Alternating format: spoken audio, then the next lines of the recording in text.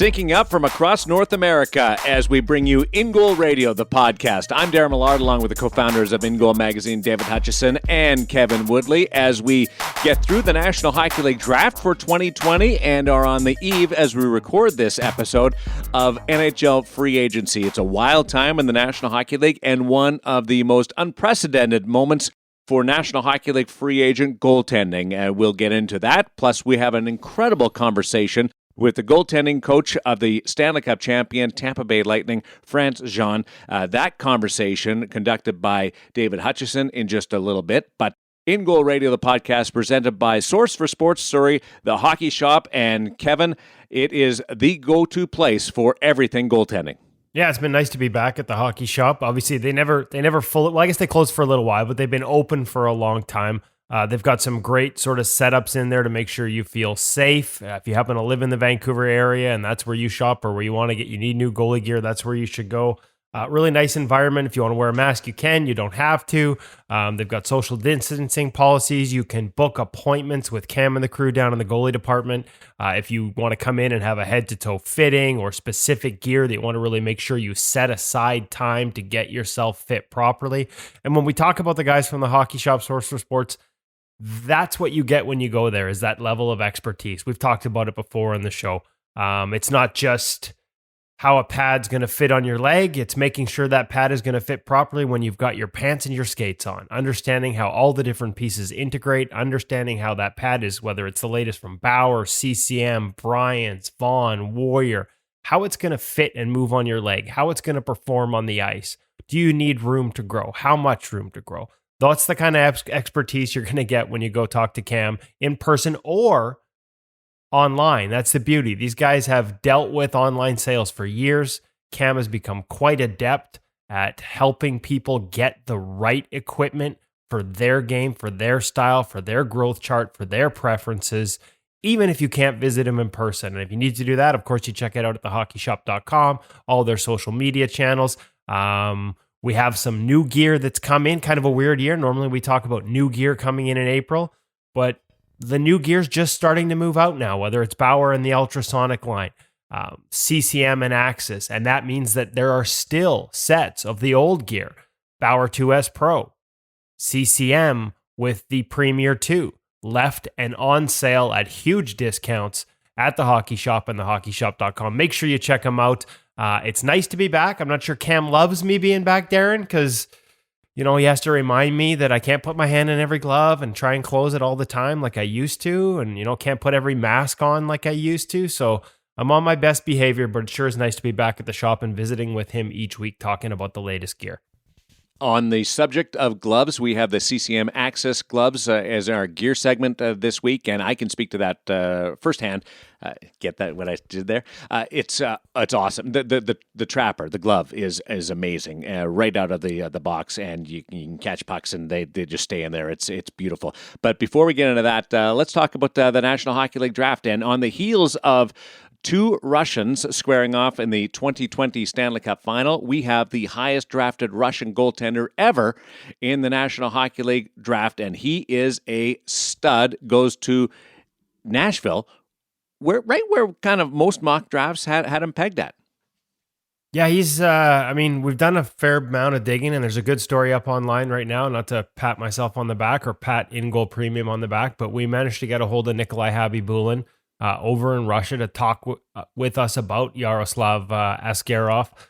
He coached him, obviously. The World Juniors are kind of the only place this kid's ever stubbed his toe.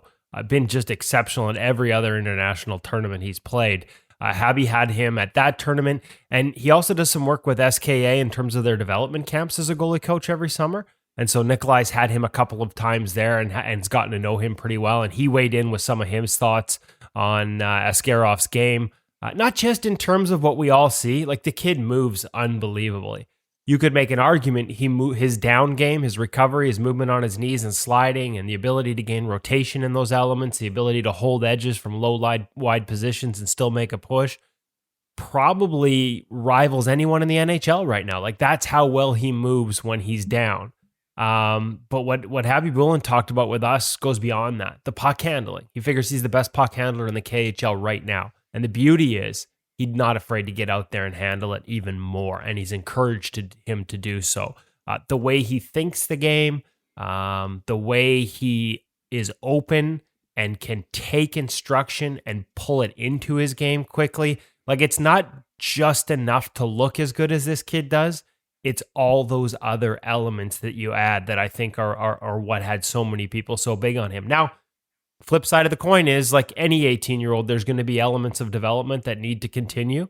Rebound control, interestingly enough, I didn't see a ton of it in a lot of the pre-scout reports from some of the draft publications.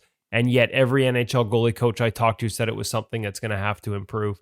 And when I talked about hands, I saw some people on the draft programs, the TV shows, talk about the glove. When I talk about hands, it's actually not the glove. It's the blocker. It's the stick.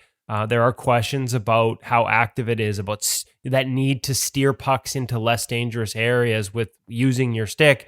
And this is a kid that everything goes off the pads. And because that butterfly is so wide, I'm jealous just watching the width of that butterfly. It's right back out into the middle. So there is no 18-year-old that's perfect. And there are things to work on. Habib Bullen talked about that. And a lot of the goalie coaches we talked to gave them the shroud of anonymity to let them talk openly. They really, there are some elements that they think have to change. Hutch, what do you like about Askarov's game when you just look at it first glance, knowing that you haven't watched him 42 games? But because when I analyze him, and I'll be curious whether you ask a question, then I answer it. But Askarov, when you talk about a guy coming into the league and we're so envious of his movements and awed by his movements, it reminds me a lot of Carey Price when he came in, that he just changed the way we looked at the goaltending, and he was just so efficient with his game. Or as Kevin is describing him, and we listened to the interview with Frantz today, maybe we think a little bit of Vasilevsky as well, that ability to be low, wide, and explosive. And Frantz was talking in the interview about, how that may be changing the game as well. And that while it's the exception today, he's showing kids that this is what you're going to need to be if you want to compete at that level as we go forward. So, are we seeing the game change? I think we absolutely are. It's interesting you bring that up because legs like Vasilevsky was the headline on our article, right. And that comes from Habib Bullen, who was, Habib was a little hesitant to make direct comparisons, and I think that's a smart policy. But he said, if I had to, I'd compare the legs to Vasilevsky. And we talked about this on our Instagram, talking to a coach from Ottawa that worked with with Vasilevsky in his teens. And what their trainers discovered was the ability to access power from the end range of motion. Like his muscle, he could be fully extended and still had power to go. And I think that's where, to me, Askarov is more in that mold. Whereas Carey, it's about control and consistency of movement.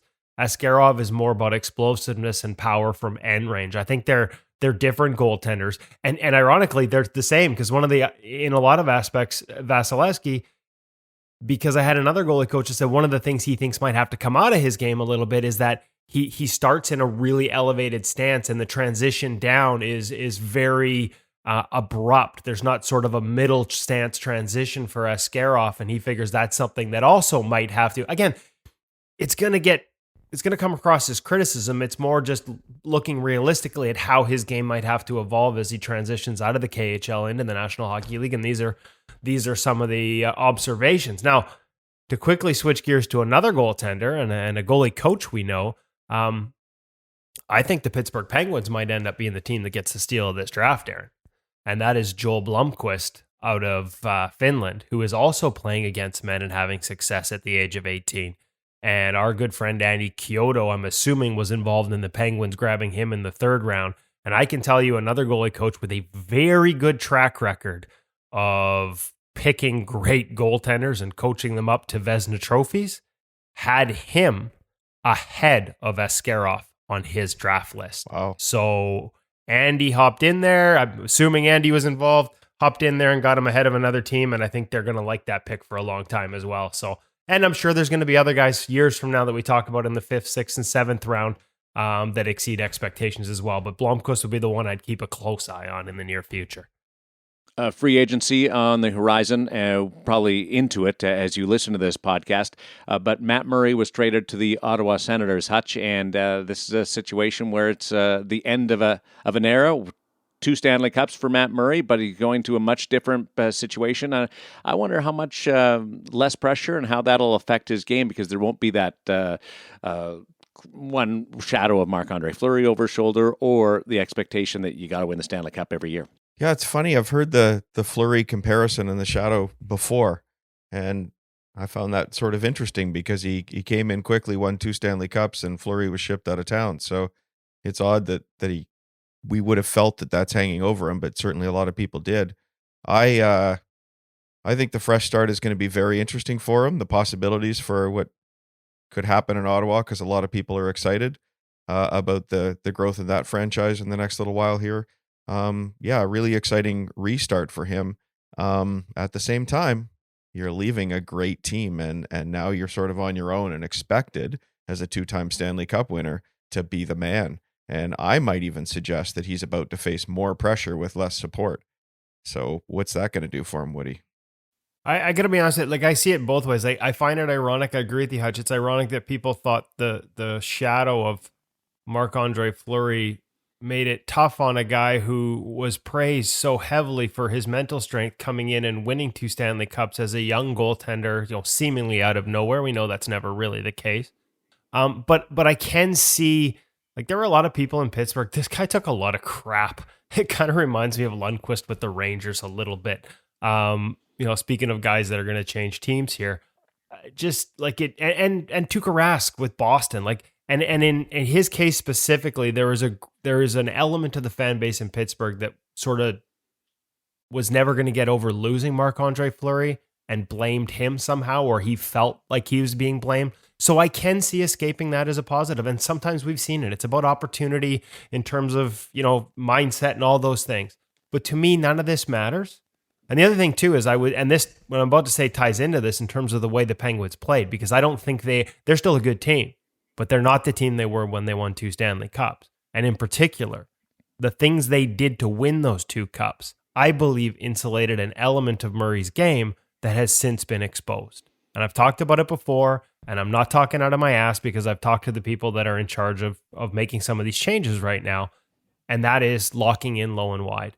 The game has become too dynamic east-west since he won those cups for you to be able to survive as a goaltender that gets locked in too low, too wide, too soon on sequences. And Matt's a guy who had a lot of success playing that way early. And the Penguins won back-to-back Stanley Cups, preventing lateral chances at one end and creating them at the other. It was part of their MO. The Washington Capitals followed that up specifically by designing an offense to create east-west chances and to take them away in front in their own end. Other teams have caught on. The entire league is going east-west. We have the numbers that show it. Through Stephen Valiquette and Clearsight Analytics, the number of slot line chances has risen dramatically. So all of a sudden, and the Penguins aren't as good at preventing. They don't have the same type of defense to prevent it. And so now Matt's locked in a little early, a little low, a little wide, and his mobility is something that, at times got exploited. I saw a top 10 highlight reel, and it was all plays where he was pushing, but ending up off balance and making pad saves and then ending up pitched forward. So those are things that I think have to change in his game.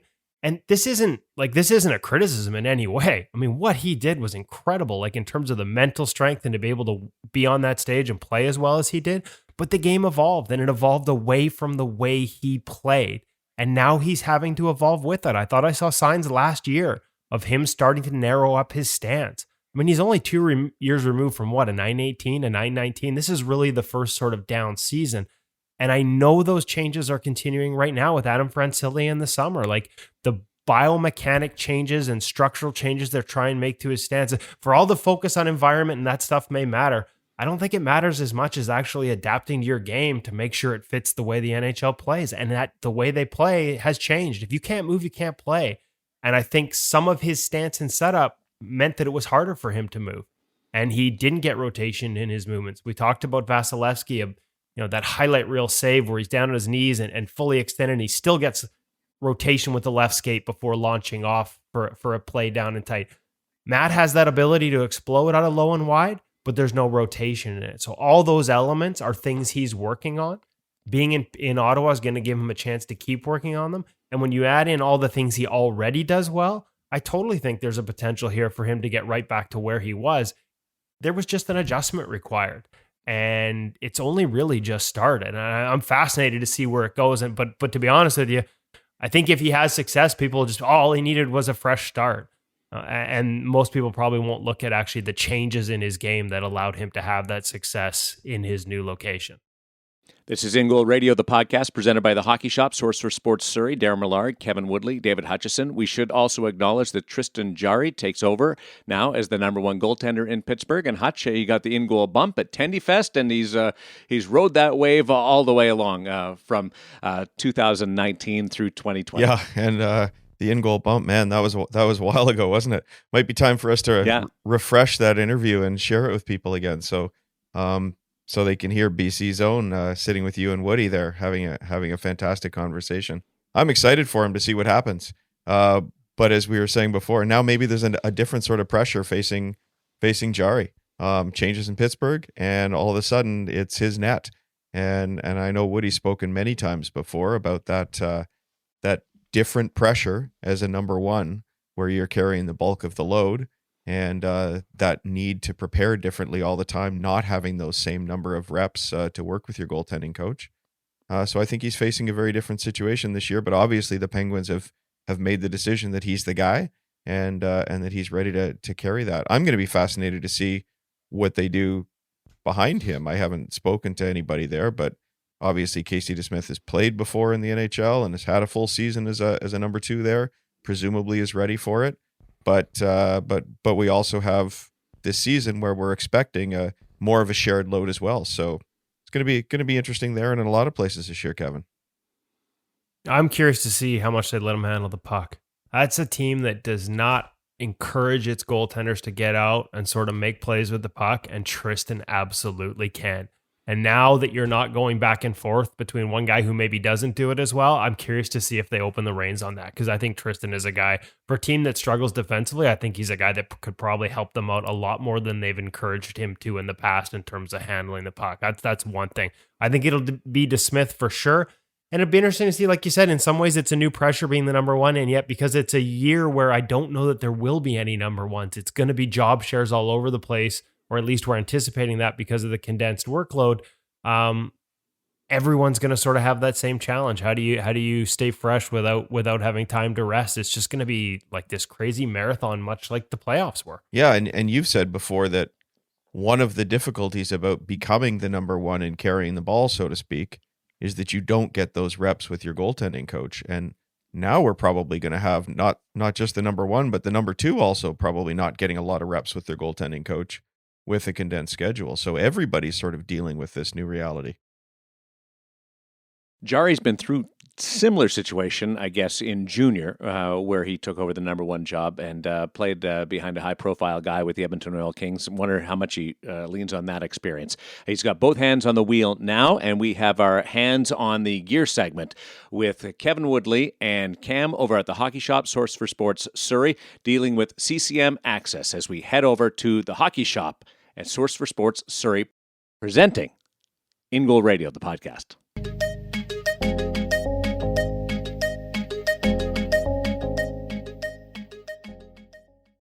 Welcome back to the Hockey Shop, Source for Sports. We're in the basement, or as I like to call it, goalie heaven, an entire floor dedicated to goaltending, all your goaltending needs, every brand, every major piece of equipment, gloves, pads, skates, masks, sticks, full rack, both sides of sticks, all full.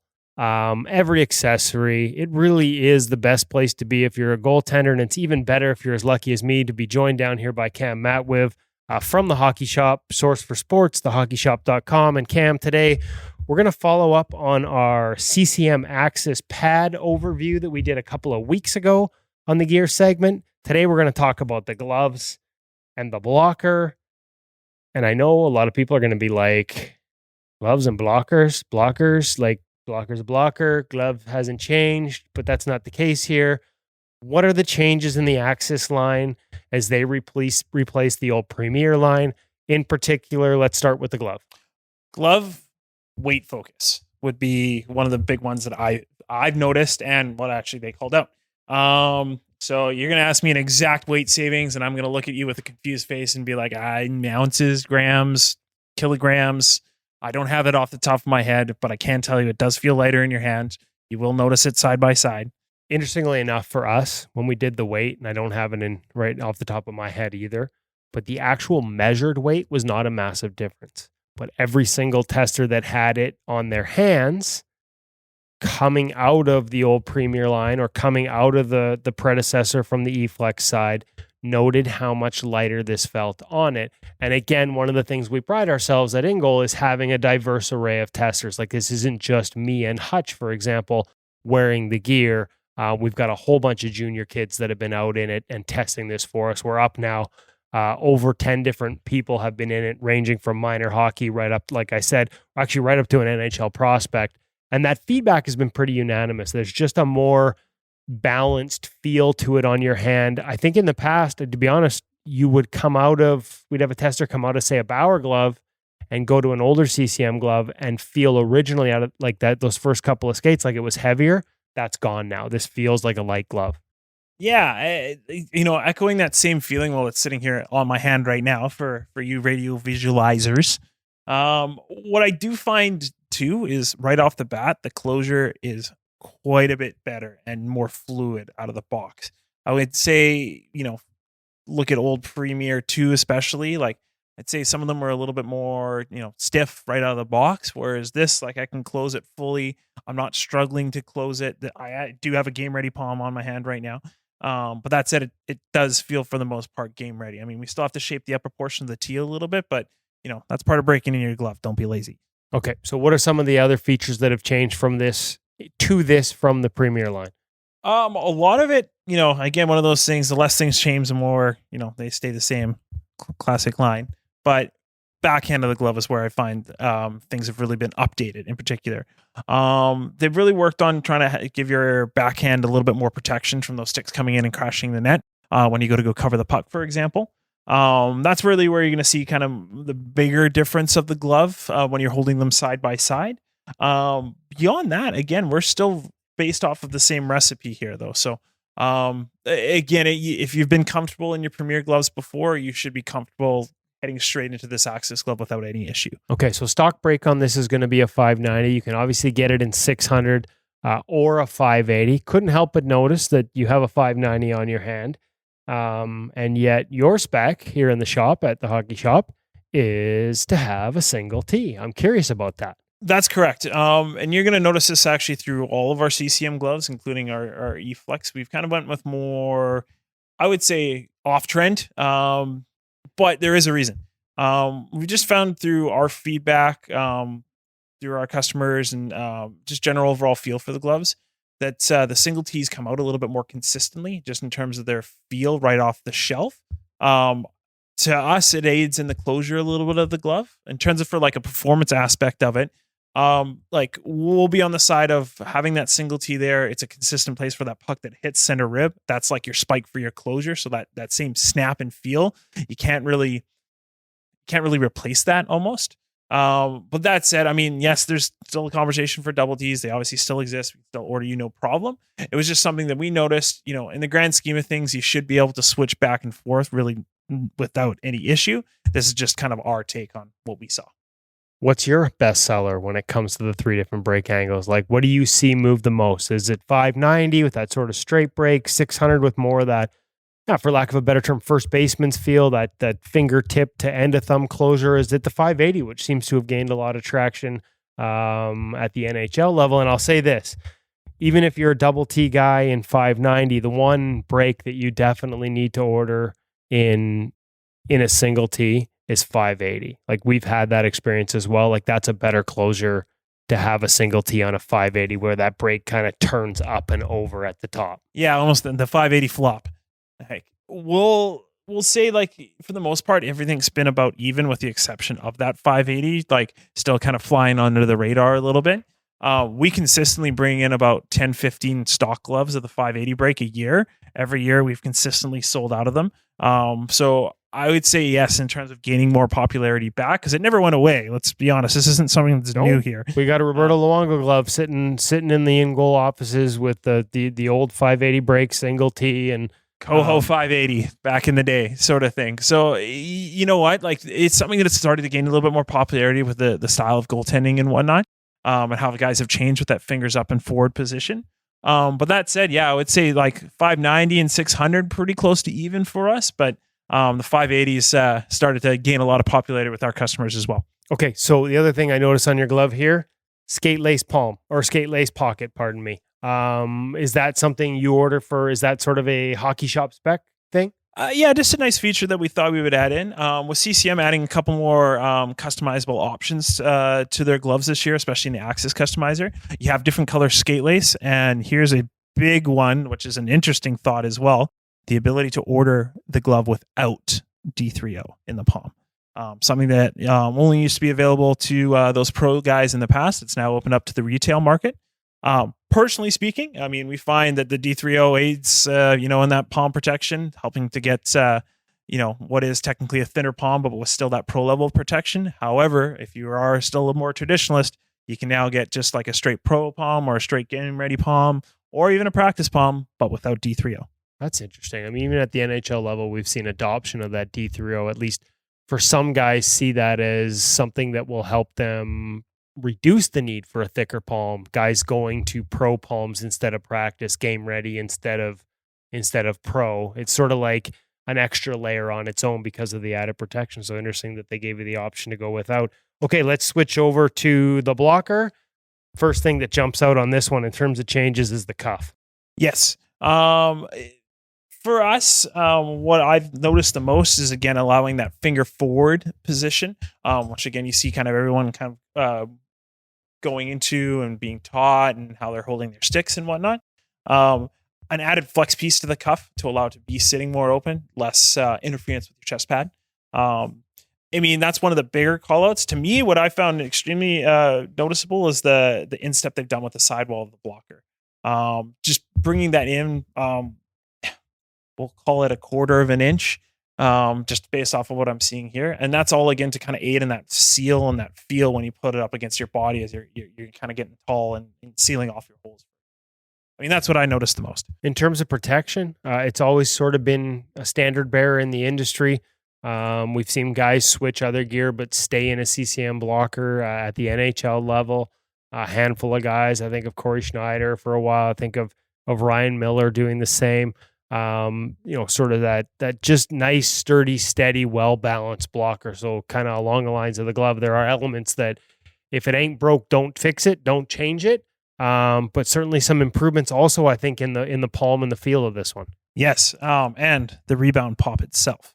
So having an opportunity to test this one out myself, and kind of quantify some of this feeling I've had for it. One of the things I noticed right away is the rebound pop off of it is quite a bit harder and definitely flies further than I've ever noticed off of CCM blocker before.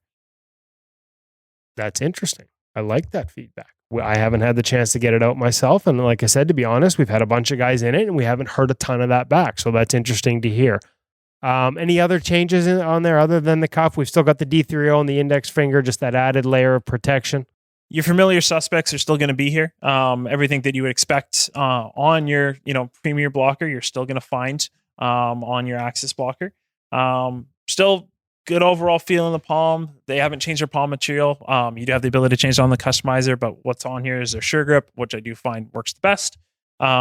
Again, like you said, their D3O is still in that index finger, giving you that, puck protection for riding up that stick. Other than that, I mean, again, one of those situations where if it ain't don't broke, fix it. Like, if it ain't broke, don't fix it. Easy for me to say. Clearly not for me, apparently. Why change something that's working, right? A winning recipe. And yet small, subtle changes. And the pop off the blocker is one that, I would suggest is maybe not small and subtle. And, something we've heard, obviously we talked about last week with the Bauer blocker. That's a positive that we're hearing about that blocker from a lot of testers. They love that. So to see that trend on the CCM side as well is a positive. So Cam, thank you very much for taking the time to walk us through the Axis glove and blocker. We'll be back down here in the hockey shop soon for a next segment of the gear segment with Cam Matwib from the Hockey Shop Source for Sports, thehockeyshop.com. If you have an opportunity, come down in person here in South Surrey. If you can't, check them out online. If you've got any questions about the gear you want to order, if you want to know whether it's really going to fit your style, your game, what type of custom options to consider, where can they get a hold of you in person? Since I think we left this out of last week, I'll definitely plug the phone number like we normally do here. Hold on, let me get my radio voice ready. 604-589-8299. Not bad. Not bad. It's not quite Hutch level. It's definitely not Millard level, but you're getting there. Attaboy. Okay, we'll talk to you next week, Cam. Thanks, Kevin.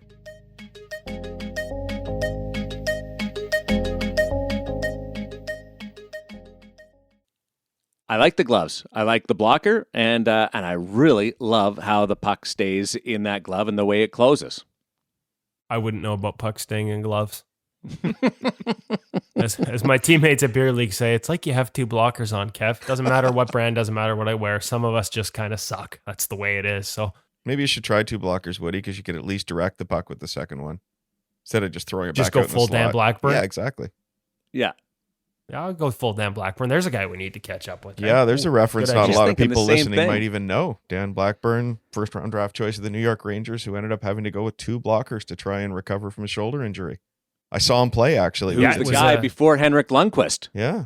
He was the guy. And he had a hell of a rookie year. Like, he was going to be the guy for a long time. It was actually a nerve injury in the back of his shoulder that wasn't properly diagnosed. And by the time they figured it out, he'd sort of lost the ability to make the glove save motion. The only way he could use his glove hand was with the back of his hand rather than the palm facing the shooter. And so he made an attempt. And to his credit, because he walked away at one point from a pretty good insurance payout, if I'm not mistaken, to make the choice to try and play this way rather than just cash in the check. And I think it ended in the East Coast Hockey League, actually, in your where I neck of saw the him. woods, Hutch. He Yeah, was that's with the where I saw him. Victoria Salmon Mhm. Kings. Yeah, we actually had him as a feature cover story at Goalie News back in the old days. So yeah, maybe I'll have to reach out and catch up with him pretty soon. He's a really, really good person, and it's tough it didn't work out because you're right. Like, his rookie season with the Rangers, people forget, like, he was being branded as the next one there.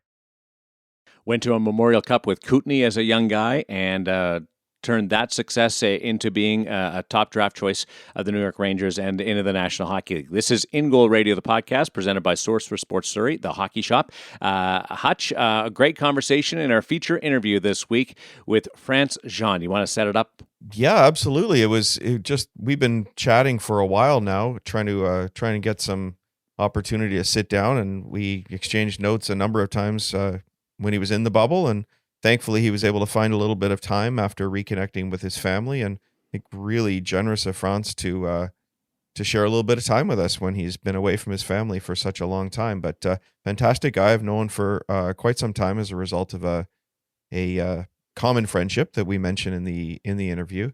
And Frantz has taken a long journey to the National Hockey League. About a dozen years in the Quebec League as a goaltending coach there, where he had a lot of success, and he refers a little bit to that in the conversation.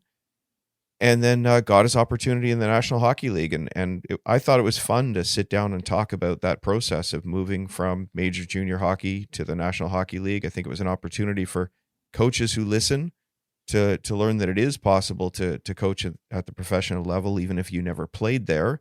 Frantz had sort of a cup of coffee in the Canadiens camp himself. And I've run the numbers before, and just for fun, a little bit more than half the goaltending coaches in the National Hockey League never played there. So opportunities there. And it was fun to hear Frantz talk a little bit about that process and what you need to do to make yourself visible, and what great life advice he gives in that conversation too, I think, for all of us. So really enjoyed this conversation with Frantz, which ranged from becoming a goaltending coach in the National Hockey League to his background to Black Lives Matter, not a small part of this interview, because Frantz himself grew up a French-Canadian black goaltender in Montreal. And then we obviously talk about his star pupil, Andrei Vasilevsky, number 88 here in episode number 88. So yeah, I really enjoyed the conversation, and I look forward to sharing it with everyone here. And listen to the reaction that he has and tells about his first time on the ice with Francois Allaire. It's incredible the way that just experience jumps out at him. This is the feature interview on InGoal Radio, the podcast presented by the Hockey Shop, Source for Sports Surrey. Frantz Jean with David Hutchison.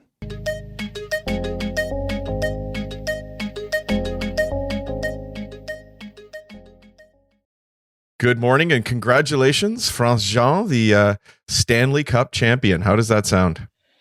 Well, it sounds good. It sounds really good, Dave. Thanks for inviting me. It's been a long time coming. It's been life work, to get to this point.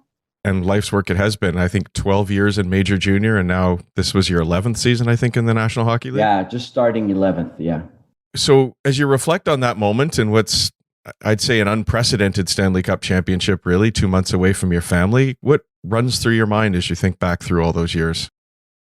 I think I had that discussion with my wife the other day, and it's really you realize how much you love the game, how much you're passionate about it, how much you've gone through the thick and thins of the whole process, doing what you do for free, basically, because you love the game, and just trying to get the next opportunity, and every time you step on the ice, you try to help the goalies you're working with, and trying to help them get better and help them attain their personal objectives. And I think of all the people, all the coaches that helped me along the way, all the individual that mentored me along the way. I think of my minor hockey days where, I was influenced by a lot of dad coaches, that coached me along the way. And, you're grateful and you're humbled, like it's a very humbling experience, much more than I thought it would be. As you look back on all of that, if we have a lot of goaltending coaches listen to the show and read InGoal magazine. So I think you're talking to a lot of people who aspire to be where you are today. Do you have any advice for young Frantz if you spoke to him? Well, for me, it's always, be passionate about what you do, and work hard at it, work at your craft. That's would be the number one advice. The second advice I would say is be happy to be where you are. A lot of time I talk to young coaches, and they want to be at the next step already. They want to be without kind of having grasp and really mastered the step they're in at the moment. Be patient. Make sure that the spot you are right now is the best spot for you. Either if you realize it or not, it is. And make sure you take everything from it. You milk it for all it's worth, and then you'll get, if you're passionate, you work hard and you do a good job where you are, you'll get another opportunity. Someone will notice, someone will give you another opportunity to move forward. And then if you've done your job, if you learned your craft, you'll be ready for the next opportunity. It will come naturally. And same thing with your next opportunity, So it's really a step-by-step process to get to the NHL and to get to a point where you're in a position to win a Stanley Cup. It's and that would be the advice I would give. Be patient, appreciate where you are at the moment, work hard, be passionate about what you do, and don't do it for the money. That's not the point here. The point is you do something you love and something you're passionate about, and everything else will take care of itself, down the road. I think that's great advice for people in all careers, really. Exactly. Exactly. It's for any career, really. So, but for me, it was for coaching. You didn't play in the National Hockey League, although you played up to Major Junior and won a university championship as well. And more than half the goaltending coaches in the NHL today didn't play in the NHL, which I think is says something. And yet, this year, as we look at all the new hires, in the American League and the East Coast League, I think all of them played at some point. Is it getting harder for guys like you to get a break in the game? I don't know. There's one thing that I know. It's hard. It's hard for us. It's always been to get a serious look. You really have to have had some success along the way coaching. Like when you've played the game, when you've played in the NHL. It's kind of a calling card, right? You call a GM, a job's open, you call a GM, hey, my name is so-and-so, And right away, there's a sense of respect and the sense of, I'm going to take this call, you know what I mean? And we're going to talk, you know? But when you're a Frantz of the world where, you know, you haven't played, you know, in the NHL, and you send your resume, you give a call, there's got to be a hook on your resume or on your call that, okay, I'm going to talk to this person because, you know, and so I think that's the thing that makes it harder for us, is that we really have to have a pedigree of coaching to be able to sit down with a GM and have a serious look, versus next player who basically is like, oh, well, he was he played for 10 years in the NHL, must know what he's doing. You know, I'm going to give him some time. I'm going to talk. And there's some great coaches that have played in the NHL, you know, and as much as there are some great coaches that have never played in the NHL. And you can say the same thing for head coaches, you know, and whatnot. So, and assistant coaches. So I just think it's, you know, and you got to be open-minded as a manager of a team, you know, and not just to go in one direction. And it's the same thing. I mean, we talk about, you know, the Black Lives Matter movement and the diversity programs that the NHL has. It's the same thing for the visible minorities. You know, it's really to be open-minded and have you know, somewhat of a open mind of interviewing people from different walks of life and different communities and different background. You know, at the end of the day, a coach, you know, no matter where it comes from, you know. So it's, you know, to answer your question, yes, I think it's a little more challenging, but in the sense that you got to have some success coming in, you know, through the ranks. I would love to pull on the thread of what that sort of introduction to the NHL was like for you, and what those interviews were like. But you did bring up the Black Lives Matter, and it is something else I'd love to touch on. And what was it like being in the bubble when that players' action came about, and you're sort of part of that group at the same time you're a coach and separate from it? So what was it like for you? It was very hard in the sense that you're inside a bubble, you're inside a small group, and all of this is going on in the world around you, you know, and you have basically, you know, very little contact or connection to what's going on the outside. And, you know, then the whole thing's unravels during one of our games, and we come out of our game, and now you're hearing the NBA's boycotting. Then you're hearing like our guys are like really sensitive to the matter too, which I was super impressed by our guys, by our leadership group, by our players. They were right away.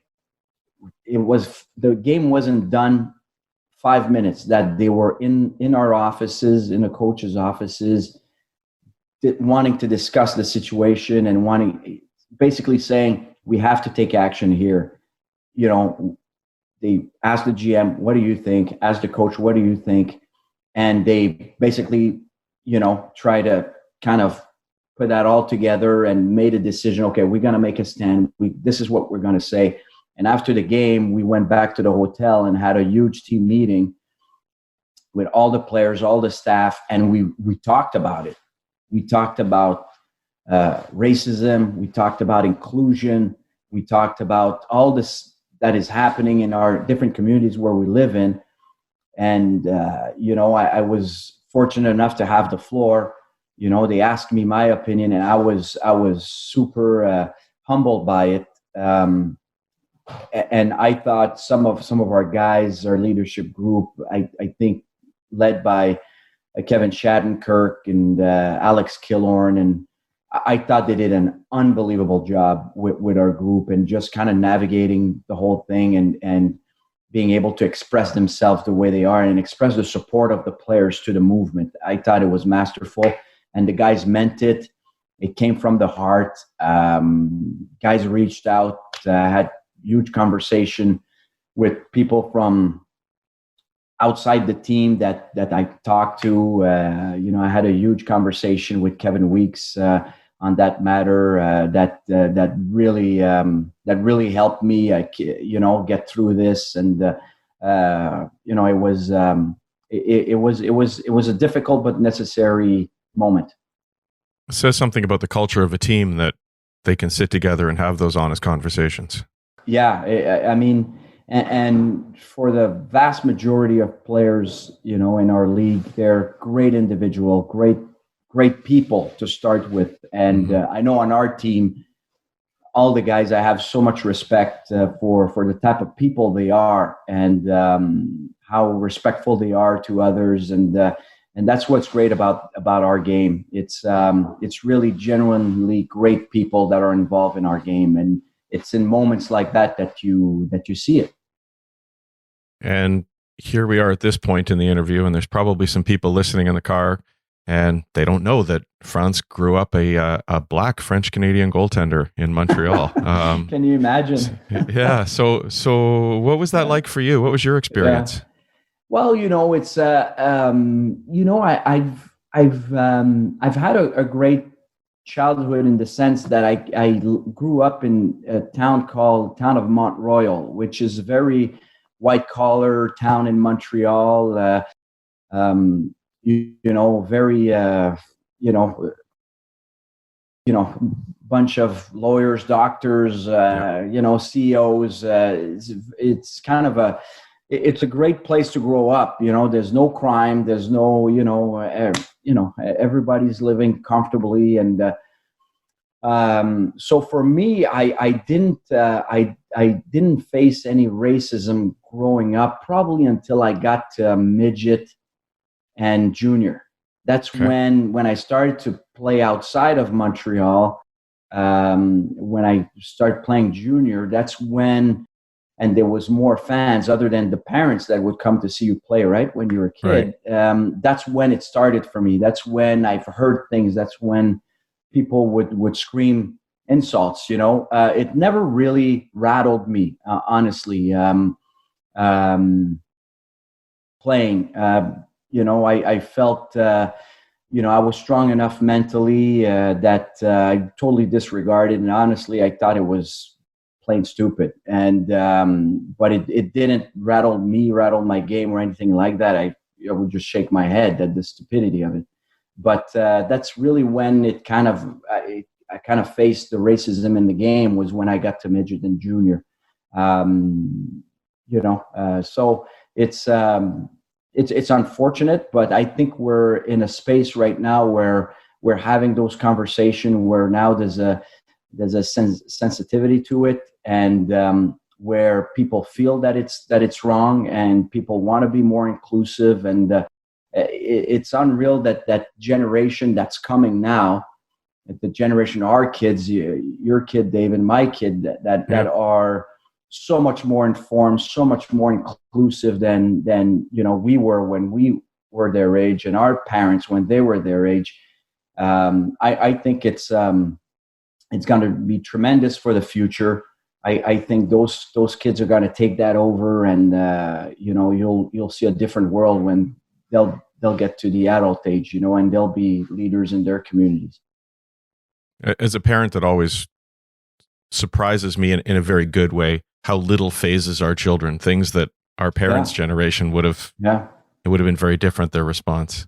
Yeah, for sure. You're a hockey parent, as you mentioned, and you're suggesting we're making progress, but are we making progress in the game? And what sort of advice can you offer your son as he navigates these waters?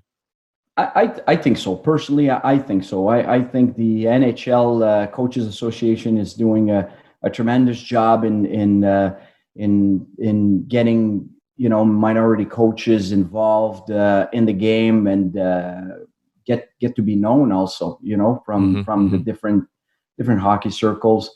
I think for my son, for example, there's no colors, there's no gender. Like they see hockey players, which is great, he's not talking about girl hockey player, right. She's a hockey player, and the same thing for minorities. So, and that's their generation. Like I think they see much less color, gender.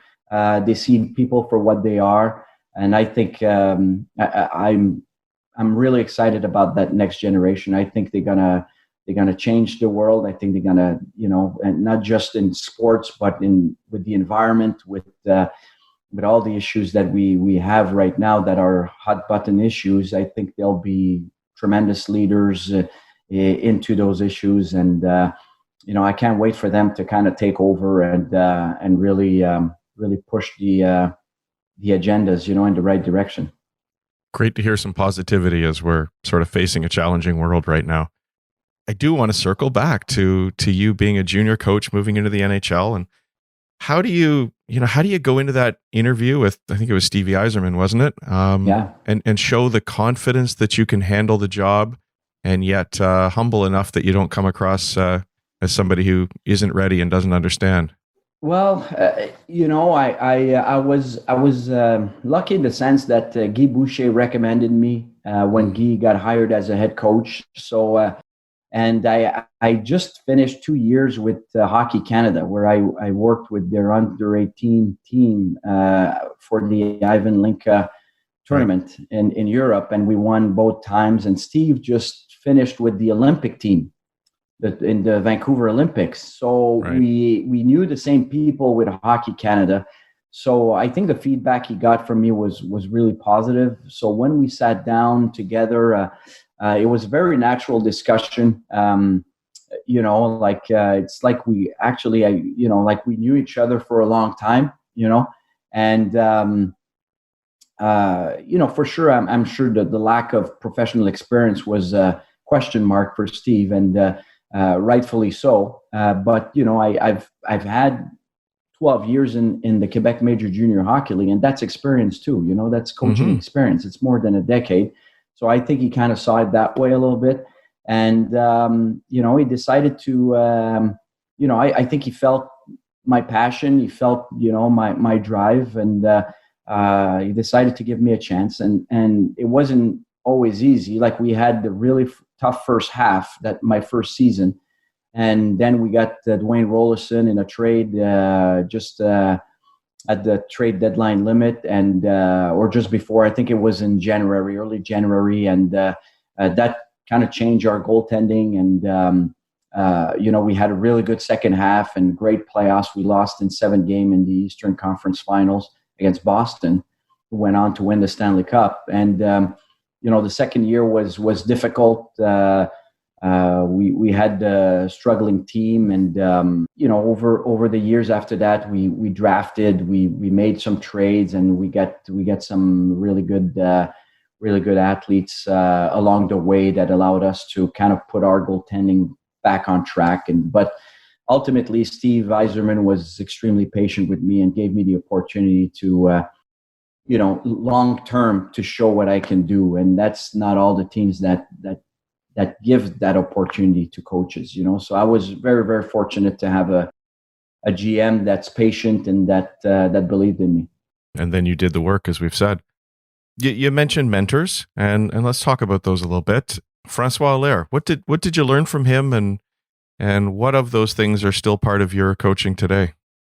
Yeah, well, I was lucky enough to meet Francois Allaire when I was probably 17 or 18 years old. Just a chance meeting. I was in a training camp, a tryout with the St. Hyacinthe Lasers of the Quebec Major Junior Hockey League, and after we were playing against the Sherbrooke Canadians of the AHL, and in a preseason game. And after the game, I was introduced to him by someone, and we talked for about 5 minutes, and I was really impressed by him. I already was a fan of his work. At that time, you're talking probably it's 1990 by that time. Yeah. So that summer, the following summer, he invites me to his hockey school. He had kind of a junior, like a CHL group and junior group. And, even if I played, a handful of game in the queue, he invited me, which I thought was surprising. And I can honestly say the first time I stepped on the ice with him, I was extremely surprised. It was the best organized on-ice workout I have seen in my life for a goaltender. He had his pad, he was prepared. Every drill was kind of flowing into the other.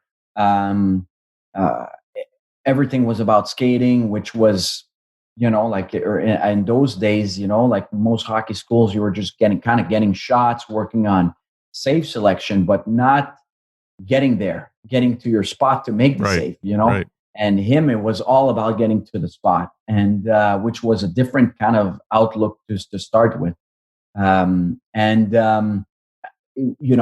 the ice, we did some video work. He had some videos all set up for us of NHL goalies doing it the right way, compare and contrast, wrong way, right way, And I was like, sitting first row in the classroom, like literally in front of the TV. I didn't want to miss anything.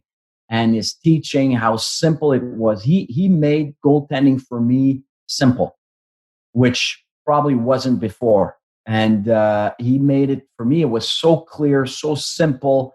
After that week with him, I was like, this is not a hard game. You know what I mean? Like if I do this and this, I'm gonna have success. Within my abilities. So from that point on, I kind of in the back of my head thinking that's what I want to do.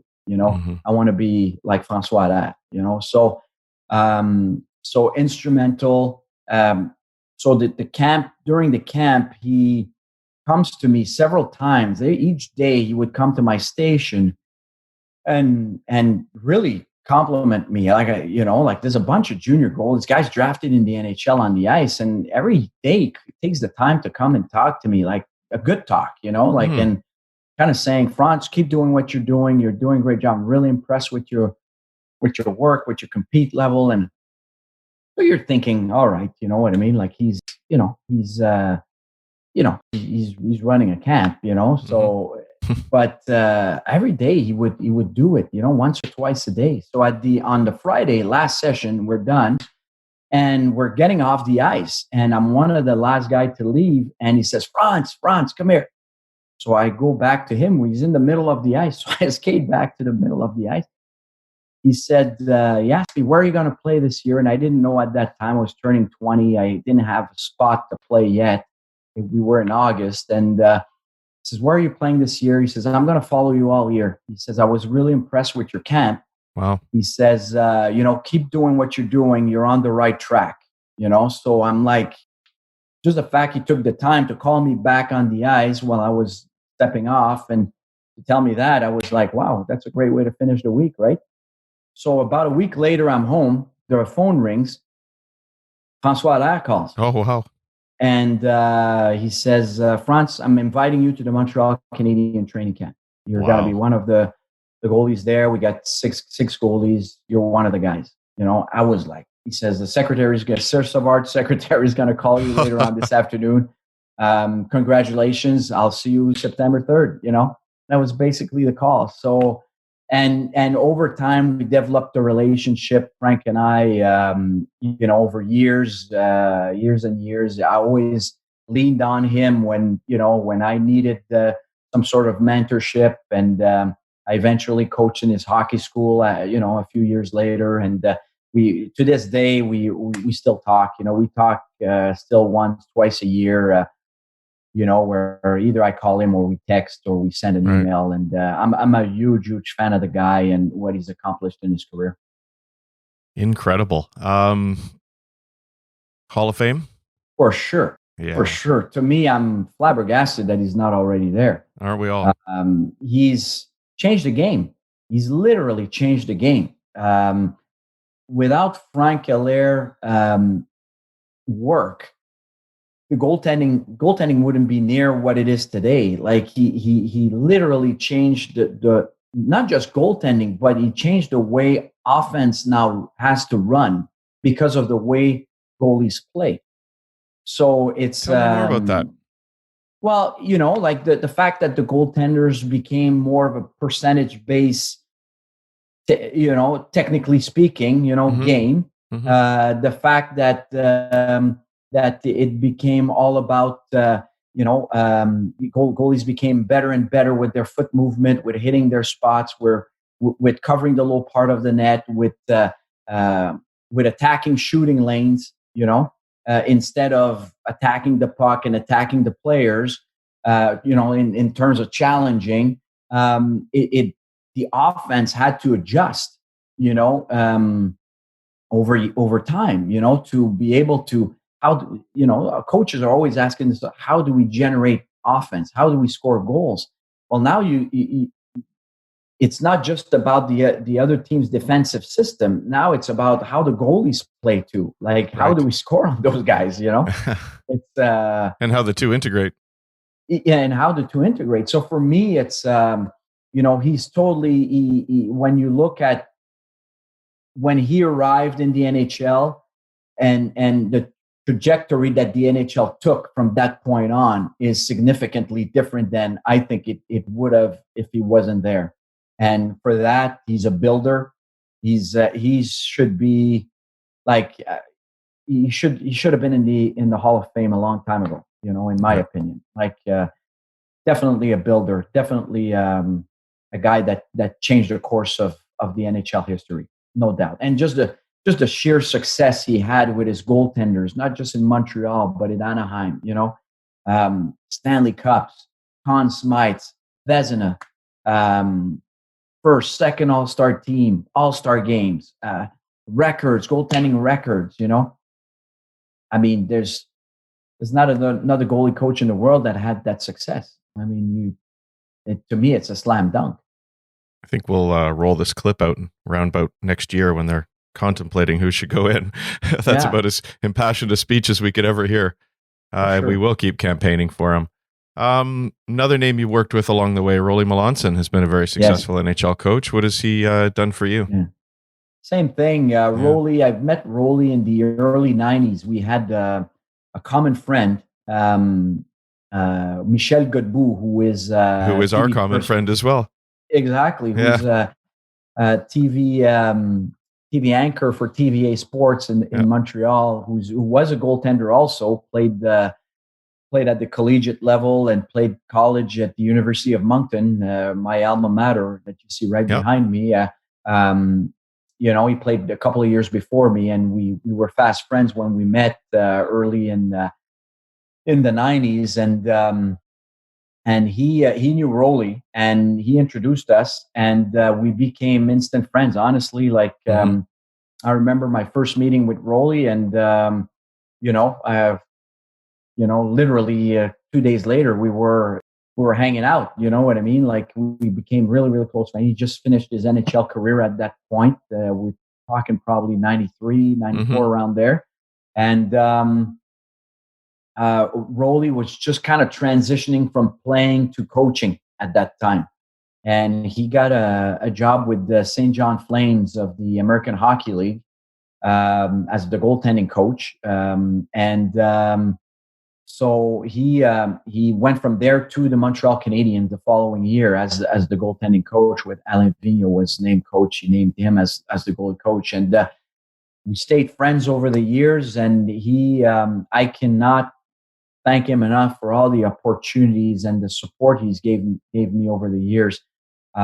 His mentorship when he was in Montreal, like, he brought me to 2 development camp as a guest coach, which was instrumental for me, for my confidence as a coach, for my pedigree also, to be able to say that, I've worked in an NHL development camp. But not just that, just counseling me over the years. Just our discussions, that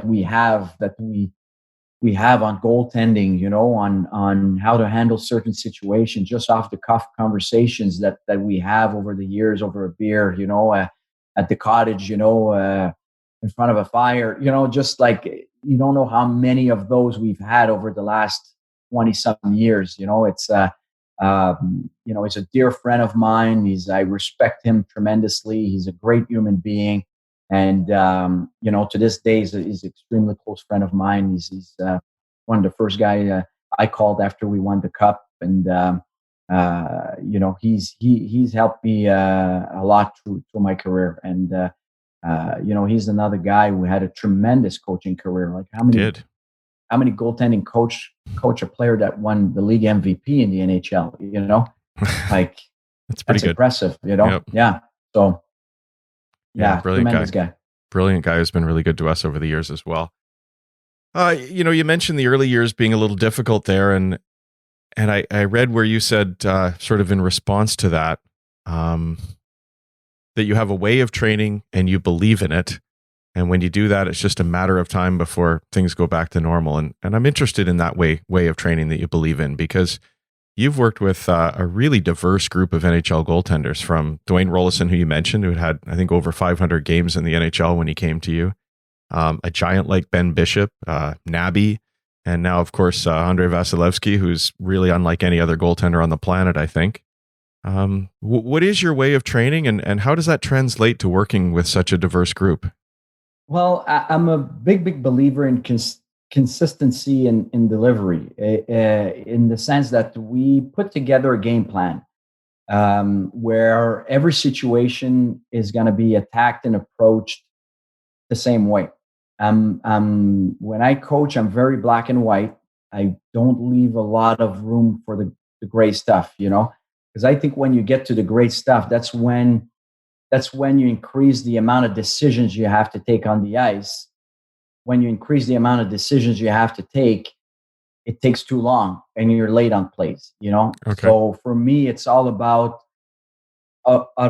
automatism, making sure that we got a way to counter every attack. We got a way to do it, and we're really, really good at doing it.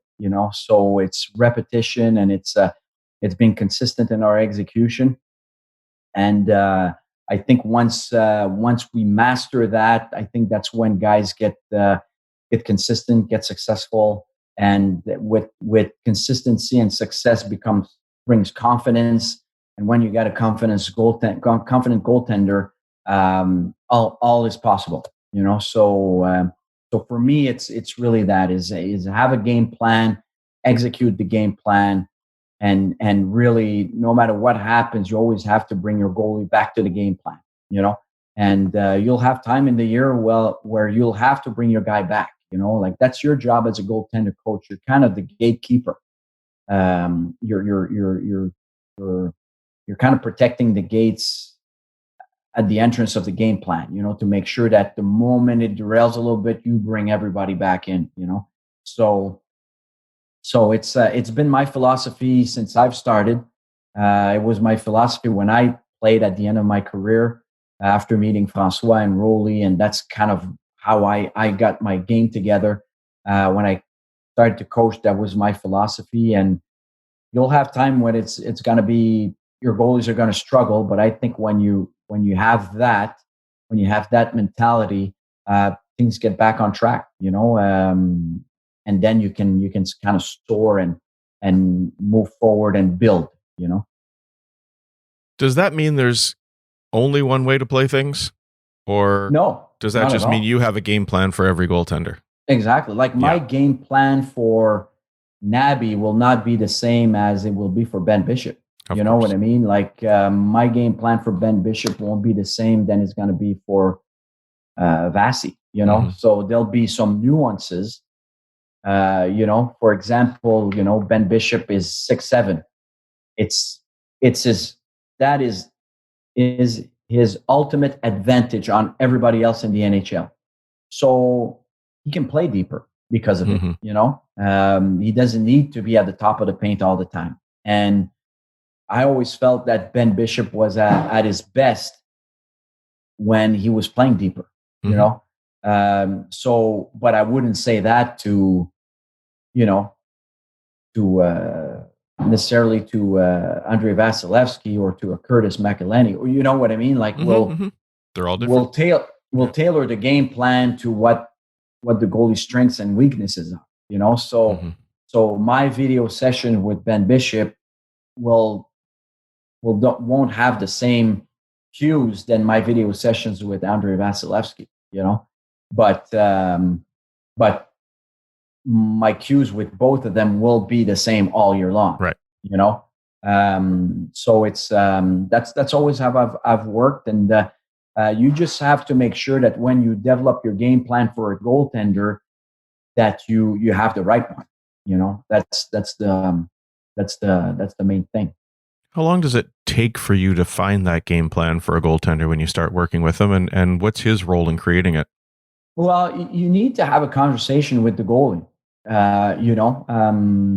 Like what I like to do when we acquire a goalie or we trade a goalie, I'd like to, I like when we first time we meet, like physically face to face. I like to sit down and go over situations of the game with them a little bit, just to have a sense of how they see things, just to have a sense of how they like to play certain situation and why. If it makes sense, it makes sense to them. Does it make sense to me? Is it built on percentages, or is it just out of habits? Because they've been doing it a certain way for 10 years. It doesn't necessarily mean that it's the right way. Right. So it's all like, I want to have a sense of where they're coming from. The vast majority of the time, especially with veterans goaltenders, you kind of agree with the way they see things. Like for example, when we acquired Curtis McElhenney, first meeting we've had in Tampa, we sit down, we kind of go over the plan a little bit, go over how we want to, and he, there's a couple of nuances that he likes to do. He likes to play certain situation, and honestly, I agreed with the way he was seeing certain aspects for his game, for his abilities, and he's a guy that I really love coaching Curtis. He's really, really fun to be around. Really great goaltender. Plays a solid game. Unreal feet. Very, very powerful guy. And so sometimes you also learn from your goalies. Like when you sit down with them and you talk, like you kind of, hey, that's a good point. Maybe we could do this way. Little nuances that guys will bring, to the table, and you actually say, hey, that's really, really smart. We're gonna take that and put that in the system. So you got to be open minded too. But once the game plan is put together, that's the Bible. That's how we go forward with. Like you can't change every week, every month, because a guy feels like this or like that. We agree on something, let's move forward. And I think that's a big part of consistency. Is there a common thread between how you have all your guys play? Are there some non-negotiables? For sure there are. They're a lot of it is positional and skating based. It's just common sense. So. And I tell the guys, I said, look, this and this is non-negotiable. Like we have to do this, and I've yet to come across a guy that would say, well, I don't agree with that, so because it's such basic common sense that, fundamentals that, and yet you say fundamental, common sense, but I would think that a lot of those harken back to those first sessions with François Allaire, things that you thought were different and new. Exactly. Like you go back, like I'm a little bit of a goaltending nerd. I go back sometimes when I'm on the road. I go back and I watch Vladislav Tretiak play. You know what I mean? I go on 100%. YouTube and I pull videos, and I go look at Bernie Perron play. And I pull videos, highlights, and one thing is always the same. The goalies that dominate in different eras, you always notice they're always set before the shot. Yeah. They always beat the play to their spot, no matter where it was at that time in that era, Right. And what they're doing, they're waiting for the shot. They're rarely in movement. You go watch Tretiak play, and he had great feet, and he was always set in the shooting lane.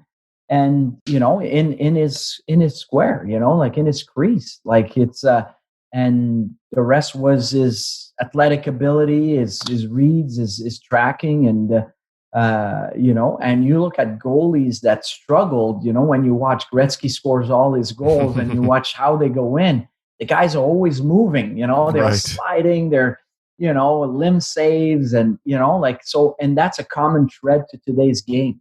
That part of it hasn't changed. You got to be a great skater. 100%. You got to be the play to your spots, and you let your abilities do the work. But at the end of the day, you got to be set for the shot. Since since the beginning of, look at goalies in the 30s and the 40s, it's the same concept. So that hasn't changed. History is so important, and you brought up a great Russian goaltender, one I love watching growing up, and now you're working with another great Russian goaltender. You once said about him that he was the hardest working goaltender you've ever worked with in your career. I'm talking about Vasi now. Yeah. What does that look like? What does he do differently that puts him in the conversation as one of the very best and a Vezina Trophy winner? He's you know what? Like I've had the chance to work with tremendous goalies over the years. In junior, I had Corey Crawford. I had there's a guy, Nicolas Riopel, who broke several Q records over the years. Was drafted by the Flyers in the 5th round. Shouldn't forget you had a pretty good partner in junior as well. Yeah, I had Marty Brodeur. Was his backup for a few games. Yeah. So yeah, you know what I mean. And there's certain elements that you see in those guys: their work ethic, their passion, their how they approach the game is at a high level. Their competitiveness is at an elite level. But honestly, Andrei Vasilevsky just is totally at another level in his work ethic, in his skating ability. He's the best skater I've ever seen, and I've ever had the chance to skate with. His power, his explosion, his ability to recover when he's really down and out and kind of spread out a little bit. Like I haven't seen a goalie being able to recover in control, with tips of his edges, you know what I mean? With power and significant power, The thing with Vasi, he does everything in his life he does to be the best goalie he can be. He wants to be the best goalie in the world. He wants to be the best goalie in the NHL. And that's on a daily basis. Like it's not like when it's not going well or just at the start of the year. It's every day. I've been with him since 2012. I've been working with him. And I cannot say there's not one day that I have told him to step it up. Like he's all out all the time. Sometimes you have to rail him in, you got to rein him in. He's a phenomenon, for me anyway. Like I never came across a guy like him. He's determined, driven, the ultimate horse, man. Like he's, it's impressive to see. It's really impressive to see. I'm a really, really lucky coach to be able to be on the ice with him every day and being able to work with him. It's a treat for me as a coach anyway. Every day is a great day. I think there were some great hints in there about what you mean by he's a great skater. Since we all grew up hearing goalie should be the best skater on the team, and nobody really ever knew what that meant, I don't think, because I was never going to skate as fast as the other guys. What does being a great goalie skater mean, and what is it that you're seeing in Vasi that makes him the best? Well, it's his precision, the power that he generates going from point A to point B. Like you look at the goaltender's crease, like it's 6 feet by 4, right? Like it's not very big.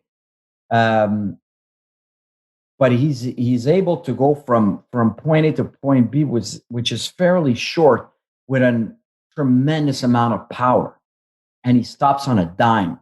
Like there's no give. There's no he doesn't slide out of that spot, because of the power. And this is standing up in butterfly,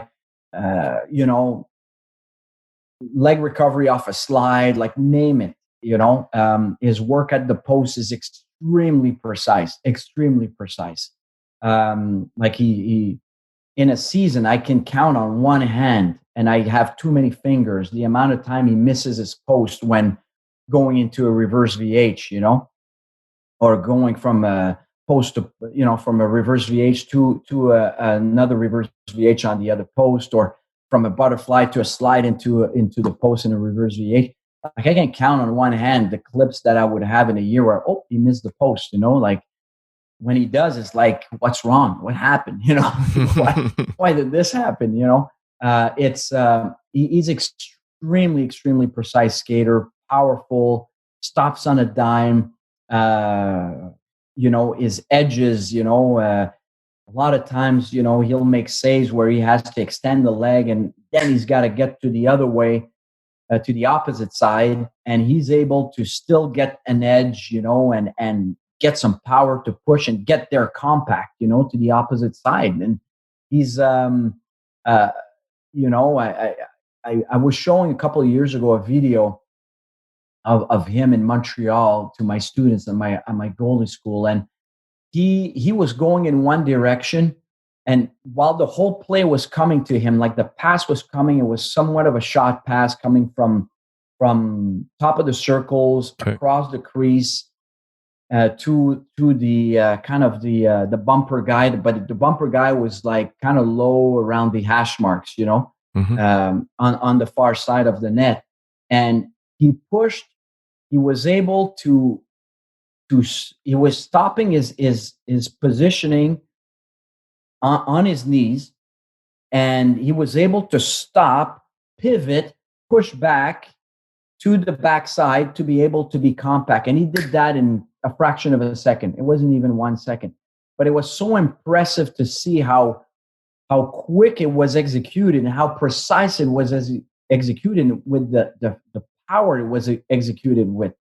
And I showed that to my hockey school, and I said, that's elite, but that's where the game's headed, guys. I told that to my students. I said, you guys want to get to the NHL, and this is what's happening right now. It's that quality of execution. You guys in 10 years from now, more guys will be able to do that. Like the guys that are coming will be better and better skater. That's what you guys got to aim for. But it's stuff that I haven't seen other goalies do on a consistent basis. He does it. It's extremely impressive, but he works at it every day. And he works hard at it. Like he pays attention to details. He's really a student of the game, and that's why, like, all the success he's having is not an accident. Like it's by design. He's an impressive athlete. Great words, I think, for all of our listeners to hear, parents, coaches, goaltenders. I think that sums it up there. And I think your being such a great student of the game, I think, is a wonderful example to all of the coaches that are listening as well. So I've taken far too much of your time, but I hope we can book some more down the road somewhere. That was great. It's fascinating to chat with you. Yeah, thank you so much. What are you looking forward to in the next couple months here of your sort of air quote summer vacation? Yeah, well, we'll stay in Tampa for a couple of weeks. Just tied up loose ends here and enjoy the weather a little bit. Then we'll go back to Moncton, New Brunswick, where I have my summer home there, and we'll quarantine there, and we'll be able to spend time with my son, who's playing hockey in PI at the Mount Academy this year. So I haven't seen him since late July. So. Wow. Really excited to see him, and then we'll wait to see when training camp will start and get back at it and defend our title.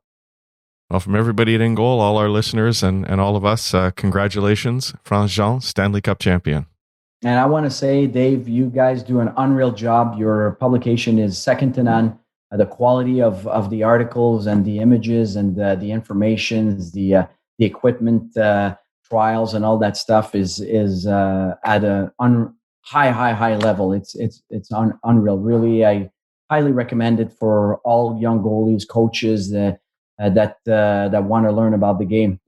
Your publication is the publication. Wow! Thank you very much. Really appreciate that. Have a fantastic day, Frantz. Thank you.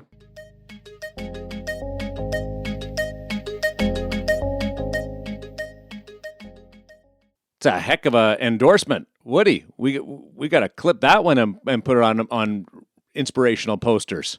Check is in the mail. Check is in the mail, Frantz. Thank you for that. You know what, though? And not to, again, like this is the second back pat of the day. I'm going to have to get a little device to pat my own back here and pat Hutch's back virtually through Zoom here.